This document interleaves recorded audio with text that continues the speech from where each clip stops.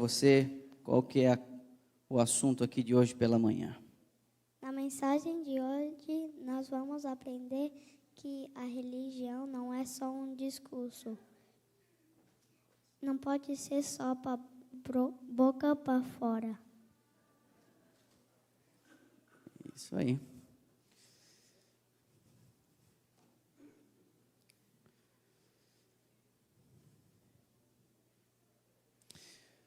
A religião tem uma dimensão prática, que eu não sei por que cargas d'água parece ser ignorada por boa parte da cristandade. Algo que nos impressionou muito quando moramos na Ásia foi a cultura dessas religiões orientais e a responsabilidade que eles manifestam nos assuntos comuns do dia a dia. Alguns dos meus amigos que trabalham em campos missionários me disseram que quando um budista, por exemplo, estuda sobre o plano da salvação, ele fica encantado com a mensagem. O cristianismo atende anseios da natureza humana, preenche lacunas na alma, e isso causa neles uma profunda admiração.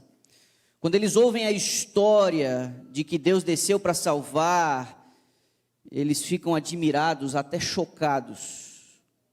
Quando eles percebem que a salvação não pode ser adquirida, antes ela é oferecida de forma gratuita, eles chegam até a duvidar.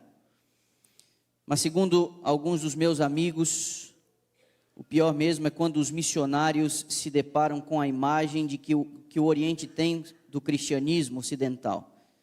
Travestido dessa libertinagem, dessa religião sem compromisso, onde todo mundo faz o que quer, desconsiderando o juízo futuro, o direito do outro, a propriedade alheia, a reverência aos mais velhos. Não é à toa que grandes homens do Oriente perderam a motivação de aderir à fé cristã, justamente por causa dos cristãos. A verdade é que a gente não pode desconsiderar o lado prático da religião. E isso transcende o corpo de doutrinas, a percepção intelectual da mensagem. A religião verdadeira, ela transborda os limites do dia a dia, ela permeia todos os negócios da vida. E uma leitura dos evangelhos nos apresenta Jesus ensinando as pessoas sobre a prática da religião, que além da frequência à sinagoga, das questões cerimoniais, que afetava a pessoa no seu ganha-pão, na relação com o governo, no atendimento ao vizinho, até no trato com os inimigos. E Jesus alertou sobre os perigos de uma religião, como disse o Noah, da boca para fora. E aí ele vai nos ajudar agora, porque nós vamos abrir o texto da Bíblia. Onde vamos abrir o texto da Bíblia, Noah? Lucas 6:46.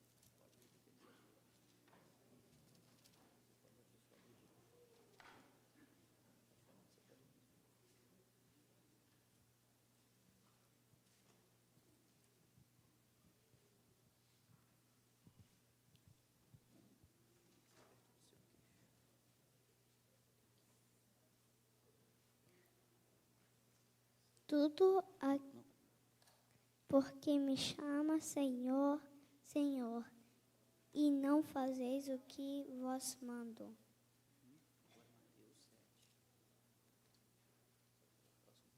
Próximo texto é Mateus 7, 20 e 21.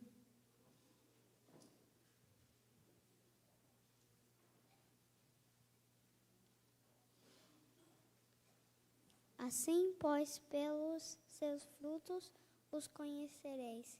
Nem todo o que me diz, Senhor, Senhor, entrará no reino dos céus, mas aquele que faz a vontade de meu Pai que estás nos céus.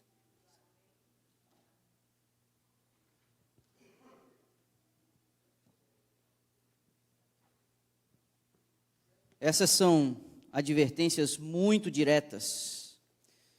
Elas foram pronunciadas pelo próprio Jesus e ele sabe exatamente o que ele está falando. Jesus conhece a nossa natureza dissimulada, e Ele está deixando claro para a gente aqui nesses textos, que é melhor a gente nem tentar enganar. Por que vocês me chamam Senhor, Senhor, e não fazem aquilo que eu digo para vocês fazerem? Houve um outro momento que Ele chegou a dizer: não adianta você me honrar com seus lábios, se o seu coração está longe de mim. Dizer que ama é fácil. Se você abrir o noticiário, você vai ver um bocado de gente doida batendo no cônjuge, homem e mulher, que ainda tem coragem de dizer que ama. As ações dizem mais do que as palavras, e esse parece ser um problema crônico da igreja. A gente é muito bom no discurso, a gente é muito bom no nosso palavreado, a gente é muito bom no nosso sermão.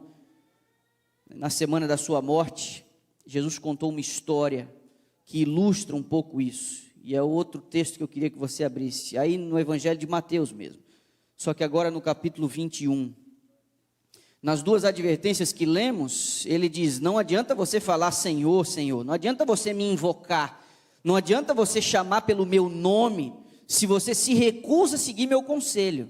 Isso é muito forte, é muito grave. E na semana de sua morte, ele decide contar uma história, para ilustrar um pouco melhor isso. É o capítulo 21, versos 28 até a primeira parte do verso 31, a gente lê assim, ó: e o que vos parece? Um homem tinha 2 filhos, chegando-se ao primeiro, disse: filho, vai hoje trabalhar na vinha. Verso 29, ele respondeu: sim, senhor, mas ele não foi. Verso 30, dirigindo-se ao segundo, disse-lhe a mesma coisa, mas ele respondeu: eu não quero. Mas depois, arrependido, acabou indo. E aí Jesus faz uma pergunta aqui no início do verso 31, qual dos 2 fez a vontade do Pai? Jesus conta a história e faz a pergunta, e aí, o que vocês acham? É uma tentativa de fazer sua audiência pensar. Você realmente acha que apenas falar sem agir é suficiente? A resposta dos seus interlocutores foi correta, mas não impediu que Jesus pronunciasse uma severa advertência. É a segunda parte do verso 31. Eles disseram: é o segundo fez a vontade do Pai. Declarou-lhe Jesus: em verdade vos digo que publicanos e meretrizes vos precedem no reino de Deus. Você percebe? Não adianta fazer o tipo religioso, não adianta botar a melhor roupinha no sábado pela manhã e ir para a igreja, não adianta cantar e nem ter a lição preenchida, não adianta constar entre os fiéis, os fiéis ofertantes e dizimistas. Não, isso parece não ser suficiente. A gente parece que está tentando enganar o ambiente à nossa volta, através de uma ou outra atitude de aparência de piedade. A senhora White chega a nos alertar um pouco sobre isso também, e ela não pega leve. Se os cristãos o são apenas de nome, são como o sal que perdeu o sabor, não exercem nenhuma influência para o bem do mundo, são pela falta de representação de Deus. Você consegue ler a última frase que ela disse? Que ela diz? Piores que os incrédulos. Isso aqui, meu irmão, isso aqui é assustador. Num outro momento ela diz assim, ó: os que professam servir a Deus e contudo não avançam no conhecimento e na piedade, apenas são cristãos de nome. O templo da alma está repleto de altares profanos, e como se ela não quisesse que a nossa imaginação completasse a cena, ou pudesse interpretar o que ela está querendo dizer sobre altares profanos, ela ainda dá alguns exemplos: leituras inúteis, conversas fúteis, prazeres mundanos, ocupam tão completamente a mente que não fica espaço para a entrada da palavra de Deus. O mundanismo, a futilidade e o orgulho tomam o lugar que Cristo deve ocupar na alma. E num outro momento, ela diz: muitos cristãos professos ao procurarem as relações da igreja, não pensam senão em si mesmos. Antes de eu ir para a próxima frase, olha aqui para mim. Isso aqui é muito grave. Tem gente que vai para a igreja pensando só em si. Desejam fruir a comunhão da igreja e os cuidados pastorais. Fazem-se membros de grandes e prósperas igrejas e ficam satisfeitos com pouco fazer pelos outros. Meu irmão, isso aqui é duro. É muito fácil. Eu já falei isso, é uma religião de consumo. E numa cultura consumista, parece que esse tipo de mentalidade afetou inclusive a prática religiosa. Religião de consumo. O que vocês têm para mim? Abre-se o cardápio e diz: o que vocês têm para mim? E essa expressão que ela usou, eu não conhecia esse texto, quando me esbarrei com ele essa semana. Desejam fruir a comunhão da igreja e os cuidados pastorais. Opa, tem coisa a ver comigo aqui. A impressão que dá é assim: ó, o que estão fazendo por mim? O que estão fazendo por minha família? Onde estavam quando eu adoeci? Onde estavam quando eu perdi alguém? A pergunta, meu irmão, é que de fato a igreja tem responsabilidade em perceber os teus dramas. Mas a pergunta é: o que você fez no drama dos outros? Quando alguém perdeu alguém, onde você estava? Quando alguém ficou doente, onde você foi? Quando alguém faltou à igreja, você fez uma ligação. A questão é essa. Nós temos que parar de ficar pensando que o mundo gira em torno do nosso umbigo, das nossas vontades e